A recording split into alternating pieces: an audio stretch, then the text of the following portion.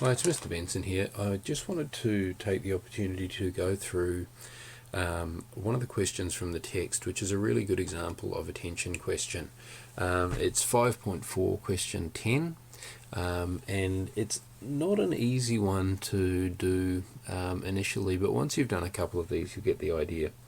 So I haven't explained these very well, I think, and there are a number of reasons why that might be the case. So I'd like to take the opportunity to go through this in a little bit of detail so that you get the idea of these questions for the future. So in the example, we've got basically two weights on either side of a pulley. And so the important thing you've got to think about here is that the forces are acting against each other.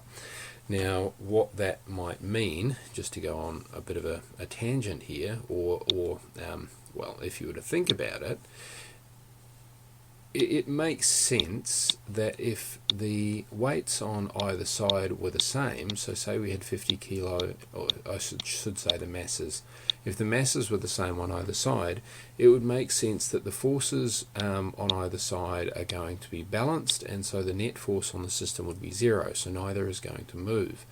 Now, what we're looking at is a slightly different situation here, where the forces aren't balanced, but you still need to think about what the net force is. So that's always our first step. Now, the good thing with this question is they step us through it. So they're actually getting us to think about the question in the stages that you need to do in order to answer them properly. But when you're doing this kind of thing at a year 12 level, they won't step you through it. They'll just say, what's the tension in the rope? And you need to think about it. So we'll start off with A. So A, our first step is, what's the net force on the rope? Net external force on the rope. I have no idea what they quite mean by the external force business. Pretty much all that's saying is what's the net force on the system here. So we've got to think about the two forces. Now they're both weight forces. So W equals mg. Now I'm just going to use G equals 10 newtons per kilogram because because I'm a bit lazy at the moment. So we've got two weight forces here. We've got a 30 kilo mass, so I'll call that W30, so it's going to be 30 times 10, which is 300 newtons. So we've got 300 newtons. Now I'm going to change my diagram up here, so we've got a 30 and a 50, so we've got 300 newtons down on the left hand side.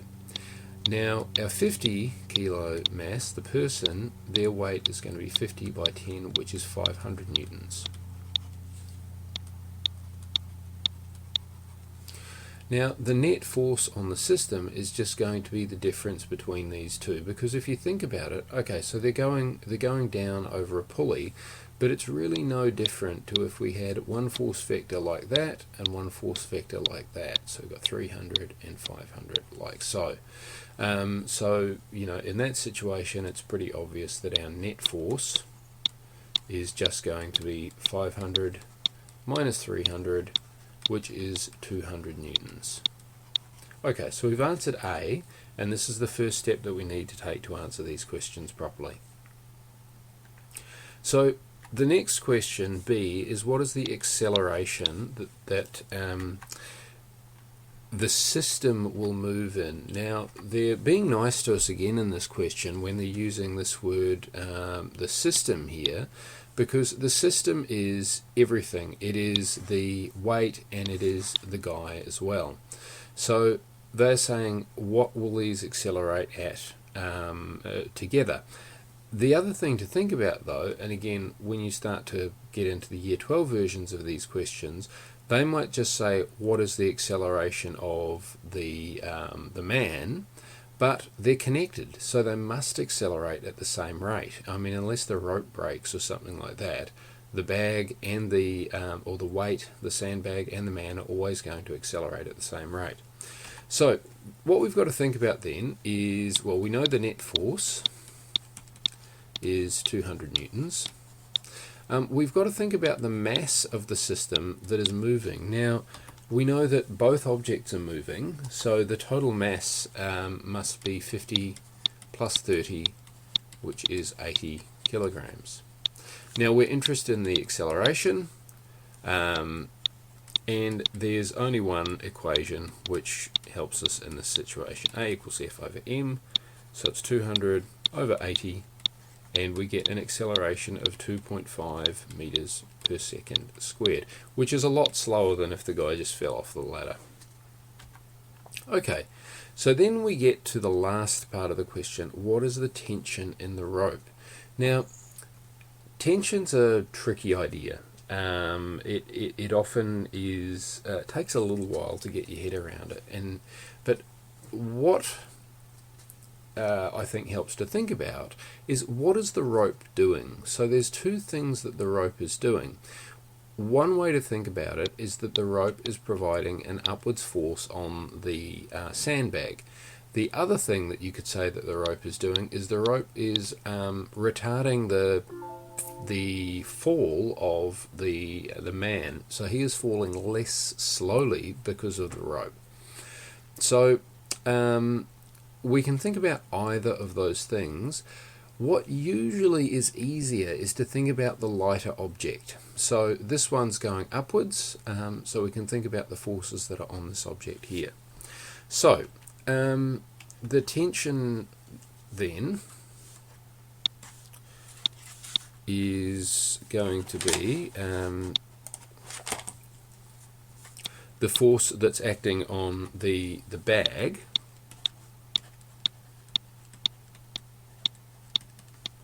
So it's the force on the sandbag. And so we've got to think about the forces that are acting on the sandbag. Well, we know that the sandbag's accelerating. We just calculated the rate of the acceleration. So we know that there will be a net force on the sandbag of which is equal to ma. Now, this is one of the things I've said before, that Newton's laws are true for every situation. So if it's accelerating with an acceleration of 2.5 meters per second, then the net force on it can be calculated from Newton's second law on that particular object. So these laws are always true for every part of a system all the time. Okay, so F equals ma. We're talking about a 30 kilo bag accelerating at 2.5 meters per second, and so we get 75 newtons is the net force. But the important thing to remember here is that's the net force. But that's not the total force which is acting on it. Because what we know about this thing is that it's got a weight of 300 newtons. And so we needed, before we need to move the object, we actually need to balance this force before it will even, just in order for it to be still. So the net force in this case is going to be ma,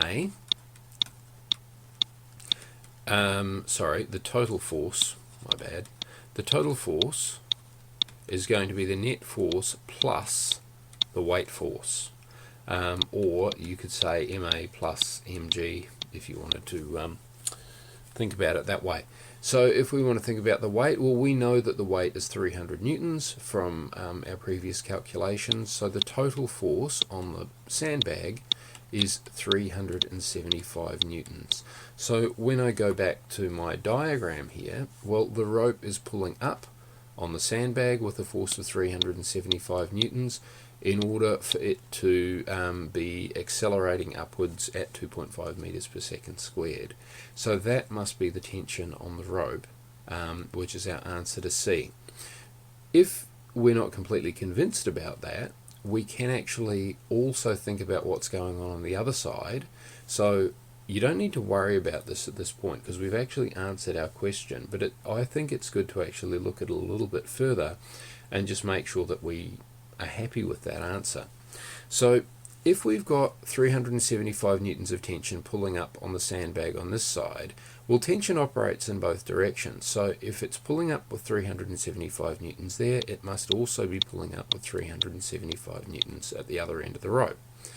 Now, we can check what's going on if we think about the motion of the man. Now, we know that the weight of the man is 500 newtons.